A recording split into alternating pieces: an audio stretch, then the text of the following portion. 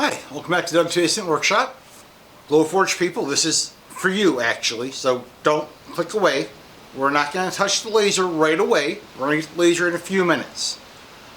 So, quite often we've looked at lasering on cookies, slices of logs, or branches. Something like this. And I've quite often showed how we set up the laser, how we set the little steps inside the laser, and how we do that. What we haven't talked about is how we make those little slices and how we do it safely. So I was going to show you how I set up my shop to do this. Now I am lucky, I have a full woodworking shop, I have all kinds of cool toys, but if you wanted to do some of these projects, what I would recommend starting with is a sliding miter saw. Not a regular chop saw, but a sliding chop saw, or a sliding miter saw. Mine is a yellow one, which is DEWALT. There are different brands, different kinds, whatever you decide you want to get. I have a 12-inch DEWALT sliding miter saw, or sliding chop saw. It is in my opinion, one of the most accurate and safest saws out there. I've never owned anything but DEWALT for my chop saws. Just what I've always purchased. It's kind of a workhorse of my shop. It's a very accurate saw. Just what I've always bought and what I've always liked. I do own a lot of other tools. I own a lot of Ryobi tools. I'm just not a Ryobi for the chop saw tool person. So I'm going to move the camera because I can't be in frame and show you what I'm doing down here at the same time very well. So I'm going to move the camera so you can see what I'm doing, because what I'm doing is more important than seeing me. Okay, so back here it's a little plate. It needs to be slid out of the way. We're going to slide our little stop gauge around. This is a hunk of 4x4. Mine is marked up on my little hunk of 4x4, and it always goes the same direction in here. I have a template set up for my saw because I do this all the time. I cut one end of this off, so it is always true to my blade.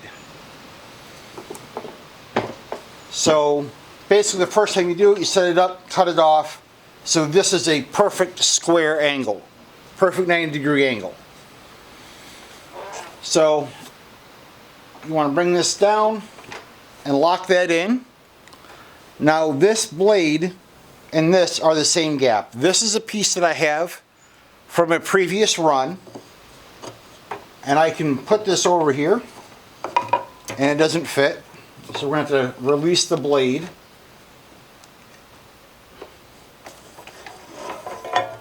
So I can make them all the same. I'm going to have that piece, slide it over and tighten this down.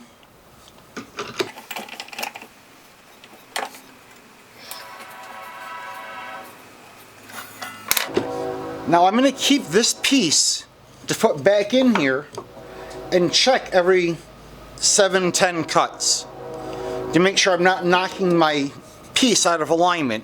That way when I'm lasering, I don't have to keep remeasuring my pieces. They're all going to be pretty darn close and I don't have to worry about it. Now if you don't have a set piece, you can always cut your first piece, measure it out whatever thickness you want, and set up your saw. You can just use a ruler, bring it down, take a ruler and measure off whatever you want. However you want to do it, it doesn't really matter. Now, when you bring your piece of wood over, you want to get your wood as flush as you can to your piece. You want it to be completely flat. It's probably going to mean that your log back here, because your branches are not completely straight, is going to be kind of a cattywampus angle. So you're going to be holding your log as best you can. I'm going to run around and turn on my shop vac, and then I'm going to make my cut. Now when I make my cut, I'm going to turn my saw on way up here high, get the blade going completely, let it go completely, start running to full speed, make my cut. I'm going to raise the blade up. I'm going to let the blade completely stop running before I put my hand in there and take my piece out. I like all my fingers. I like having my hands attached. I don't like going to the hospital, so I prefer to do it that way.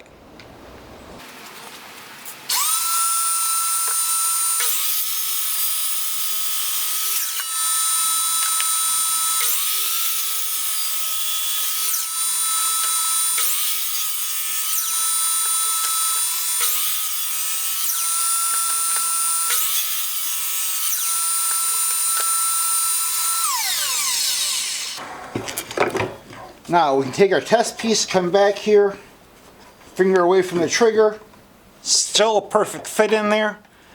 So all of our pieces are going to be the same size. So yes, I had my safety glasses on. I didn't wear a dust mask because I'm trying to talk to you guys while I'm doing this. So now we have our stack. I put these through a drum sander because I have one. These didn't come out bad. I don't really think I need to really drum sand these. I could easily take an orbital sander or a palm sander to these. I could even do it with a sanding block. All I'm doing is taking off any burrs or marks on them.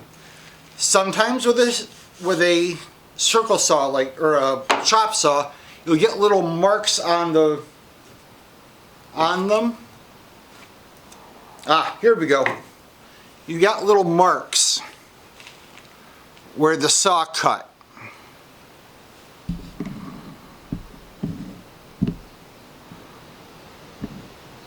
Here we go. You see little marks where the saw was cutting. Those will come out with a little bit of light sanding. It's end grain. It takes a little while to sand it. Just set the ones you've sanded aside because they will be different thickness, and that will make a difference when you're lasering your designs on. As you saw, they cut pretty quick. Pretty easy. I didn't bind any this time. When I'm cutting though, I do cut and I go down, I take my finger off the trigger and I let it stop spinning while the blade is down. If I lift up while the blade is spinning, that spinning blade is going to throw the little cookie around.